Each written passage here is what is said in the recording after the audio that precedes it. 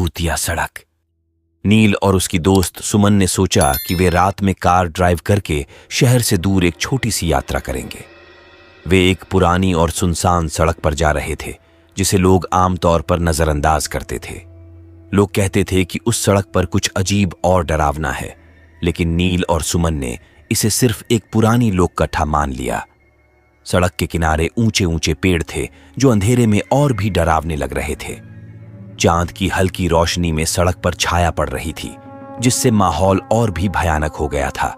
कुछ समय बाद नील ने देखा कि उनकी कार की हेडलाइट्स की रोशनी में कुछ हलचल हुई। सुमन ने भी देखा और घबराकर नील से पूछा, तुमने भी देखा नील?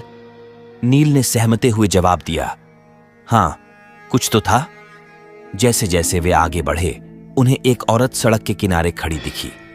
उसने सफेद साड़ी पहन रखी थी और उसका चेहरा आधे अंधेरे में छिपा हुआ था।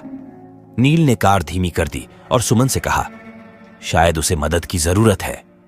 सुमन ने नील का हाथ पकड़ लिया और कहा, नील, मुझे कुछ ठीक नहीं लग रहा, हमें यहां रुकना नहीं चाहिए। लेकिन नील ने अपनी दया की भावना पर भरोसा किया और कार रोक दी। उसने खिड़की खोलकर उस औरत से पूछा, आपको मदद चाहिए? औरत ने धीरे धीरे अपना चेहरा उठाया। उसका चेहरा बेहद डरावना था। उसकी आंखें लाल थीं और होंठ खून से सने हुए थे। नील और सुमन दोनों ही सहम गए। औरत ने ठंडे स्वर में कहा, मुझे घर जाना है, क्या तुम मेरी मदद कर सकते हो? नील ने खुद को संभालते हुए कहा, ठीक है, आप बैठ जाइए। जैसे ही औरत कार में बैठी, सुमन ने महसूस किया कि कार का तापमान अचानक गिर गया है। उसे बहुत ठंड महसूस होने लगी। नील ने गियर बदलते हुए कहा, आपका घर कहां है? औरत ने एक दिशा में इशारा किया और कहा, बस आगे चलो। जैसे जैसे वे आगे बढ़े, सुमन को और भी अजीबोगरीब चीजें महसूस होने लगी। उसे लगा कि कार के बाहर कोई छाया उनके साथ साथ चल रही है। अचानक औरत ने कहा, रुको। नील ने तेजी से ब्रेक लगाया। औरत ने कार से उतरकर एक पुरानी हवेली की ओर इशारा किया और कहा, मेरा घर यहां है। नील और सुमन ने देखा कि वह हवेली खंडहर हो चुकी थी। सुमन ने नील से कहा, नील, यह जगह बहुत अजीब है, हमें यहां से चलना चाहिए। लेकिन नील ने कहा, हम उसे यहां नहीं छोड़ सकते। औरत ने हवेली के दरवाजे की ओर बढ़ते हुए कहा, आओ, अंदर आओ।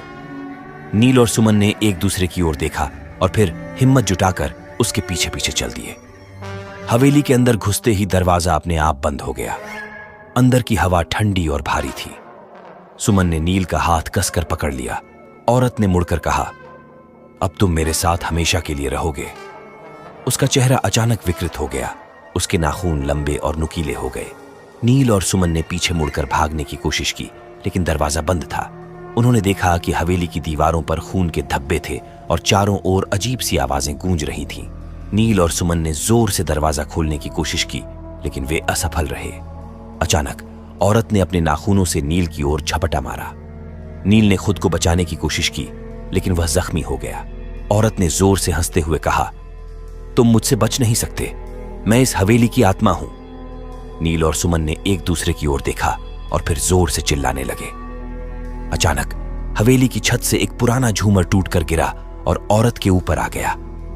वह चीखते हुए अदृश्य हो गई। नील और सुमन ने मौका देखकर दरवाजा खोला और बाहर भाग निकले। वे कार तक पहुंचे और तेजी से वहां से निकल गए। वे दोनों कांप रहे थे और एक दूसरे की ओर देख रहे थे।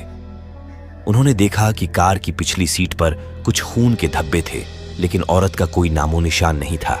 जब वे शहर पहुंचे तो उन्होंने सोचा कि यह सब एक बुरा सपना था।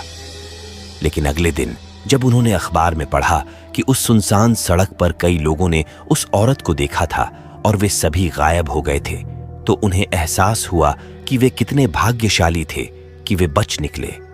उस दिन के बाद नील और सुमन ने कभी उस सड़क पर जाने की हिम्मत नहीं की। वे जानते थे कि उस सुनसान सड़क पर कुछ ऐसा था जो सामान्य नहीं था, और उन्होंने यह कहानी कभी किसी को नहीं बताई, क्योंकि वे जानते थे कि कोई उन पर विश्वास नहीं करेगा।